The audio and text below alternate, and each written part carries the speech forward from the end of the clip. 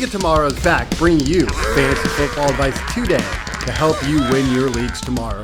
On today's show, we will go over some QB controversies, and as well as that, we have a new segment. Like, comment, and subscribe.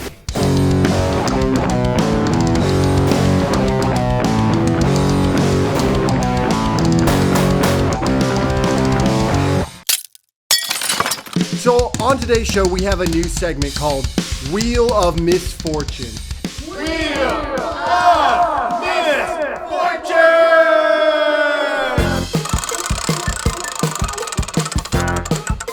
And this is a bet between me and Seb every week, to where there is 3 over-unders. On one of them we disagree on. And whoever loses has to eat gross foods like tarantulas, baby food. I mean, there's some really nasty ones if you can see them here. And so we're going to start by spinning the wheel and seeing exactly what we're going to have to eat next week for the loser. Well, you. Well, it looks like a lot of delicious foods if you ask me. You're sickening.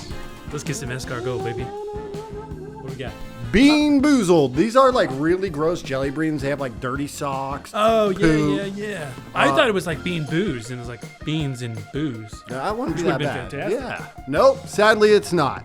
All right. So to start the over-under picks, both of us chose over on Leo Fournette at 24.5 receiving yards. Now, the last 3 weeks, he has got 19, 24, and 19 yards. So he has not been hitting those marks the last 4 weeks. But let's face it, this guy is just a magnet for targets. He still had 5 receptions last week. I think this is an easy over for me. All right, the next one is Mike Evans at 68.5 yards playing Seattle. So Seattle isn't the greatest defense out there. They have been looking better as of late. We both took the over on Mike Evans here. I just think even with Chris Godwin at 66.5, these are both overs I'd like to take. I expect, Tom Brady may not be producing for fantasy-wise, but he's still one of the highest yard leaders in the NFL right now. He's getting the yards. So, I mean, this is an easy smash for both for me. Yeah, this one for me is a little bit iffy. If anything, we might both be wrong on this, only because Mike Evans was hurt last week when he was playing. He did go back in. He also has been dealing with injuries kind of all season, like, going from questionable to healthy, questionable to healthy. He's technically older, but he's not. But at the same time, his body's taking a toll. To me, it's a little bit scary, as long as he can stay healthy, which he should. And the fact that the Seattle defense has been a lot better these past 3-4 weeks than it has from the beginning of the season. So stats might kind of they might be the, X amount against wide receivers this week. But in reality, they've been a lot better than they have when they started. So this for me is like my most questionable line. But at the same time, I took the over for a reason. It's Mike Evans, and he usually gets the over on this. All right, so let's go on to our next guy. This one is a little scary, taking a running quarterback. This is where we sway differences. I took the over on Justin Fields at 180.5 passing yards. This is against Detroit, so I do think this is a smash play. Getting Claypool, he has a weapon against a terrible defense. I'm very excited about this, and I think you're going to have to eat the beans. Well, first of all, I do love a good bean, especially in a casserole of booze.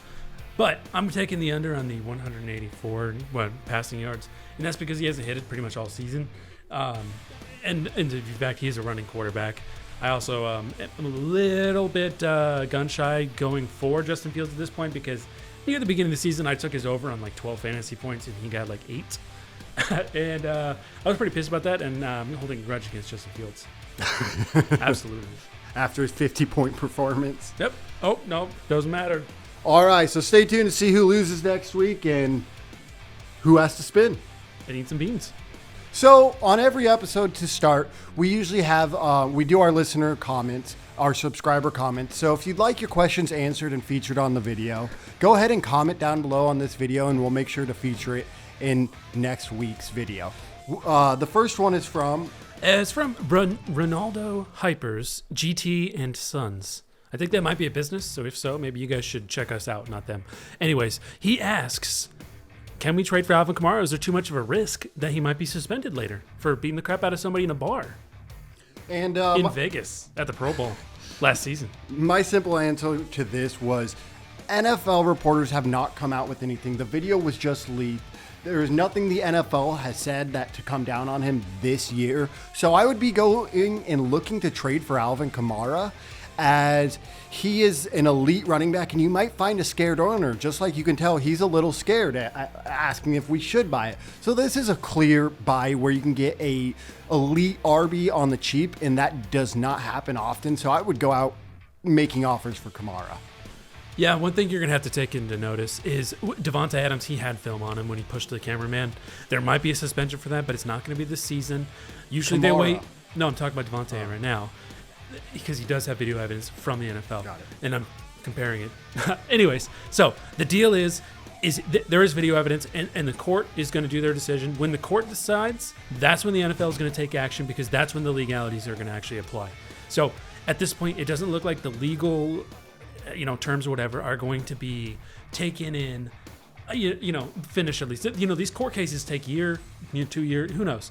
He's not going to be suspended this year, most likely, unless if you see a court finalized, boom, yeah, maybe you should try not to get it. It's too late, but I doubt that's But it doesn't look like that's going to happen for Alvin Kamara or a guy like Devontae Adams.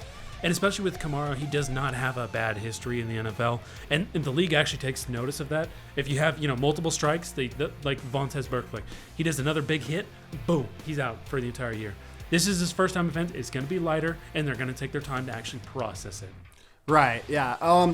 And so we had one more comment, and I can't say his name because he deleted it. He asked, Keenan Allen or Jonathan Taylor rest of season? I mean, this is...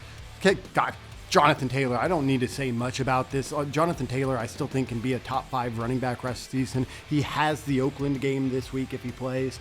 It's a smash if he plays. Keenan Allen has been hurt with a lingering injury all season. This is like Waller. This is an easy Jonathan Taylor for me. Do you want to add? I'm just going to agree. The only thing is they're both injured players, injured running back, injured wide receiver. But the upside that Jonathan Taylor had is a lot more than Keenan Allen. Can Keenan Allen be a top 5 wide receiver with Justin Herbert, especially with the end of the season they're having? Absolutely. But it's more likely that Jonathan Taylor's going to outproduce him. So I would be on the Jonathan Taylor side as well. Yeah, I would even be willing to add some kind of bench piece to get that done at the very least. Our next, we're going to talk about a certain QB, Justin Fields, versus another certain QB named Josh Allen. So in the last 5 weeks, who do you think has scored more fantasy points? Well, judging by the fact you're asking me, probably Justin Fields. No, in the last 5 weeks, actually, Josh Allen is 27.17, and Justin Fields is 25.11. Now, the last 3, who do you think has scored more? Justin Fields. You got me there. It is 24.1 for Josh Allen and 30.22 for Justin Fields, with that exploding 43.95 point last week. This is just to say where you have a lot of people, if you still have not passed your trade deadline, you still have a lot of people really high on Hurts and really high on Allen. Having them as far as like, would you have Josh Allen or Traylon Hurts or a Ken Walker? This just shows that you can't find a Ken Walker or Tyreek Hill on the waiver wire, but you can find a QB like that. So I think if you're not selling one of those two QBs and trying to get a top 5 upside player, then you're doing it all wrong. Even Mahomes is in that category. What are your thoughts on this QB landscape? I know there's only a handful of good QBs right now. Yeah, there is only a handful of good QBs that you're pretty confident in. That's one of the things that I've been doing is the opposite, is actually using one of my top 10, top 12, top 15 players to trade, or even if it's a keeper league, to start trading draft picks in the future, because my teams have been so heavily stacked in the running backs, wide receivers, tight end. It is because I avoided those quarterbacks in the early rounds. Right. Now I picked up guys like Geno Smith.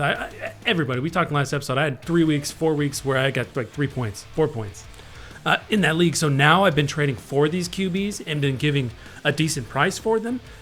But at the same time, it's only made my team stronger and better. You had the depth to do it, though. That is an individual team. But in hindsight, on most teams are going to, especially if you have that QB, you're probably going to need that depth. You're probably lacking of depth. Which is why the trade works pretty well.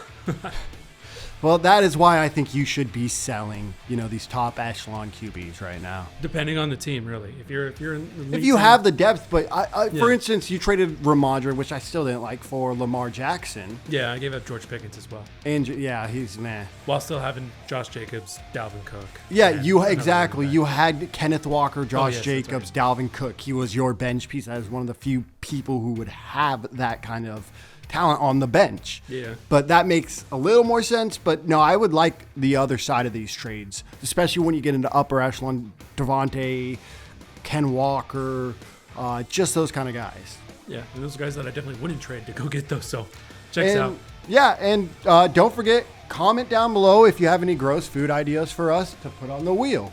I realize now the wheel is out of the picture, but I can see it. So comment too if you have any trades. Like I said, we answer all trade questions pretty thoroughly, as you can see, and we feature them on the video. Like, comment, and subscribe.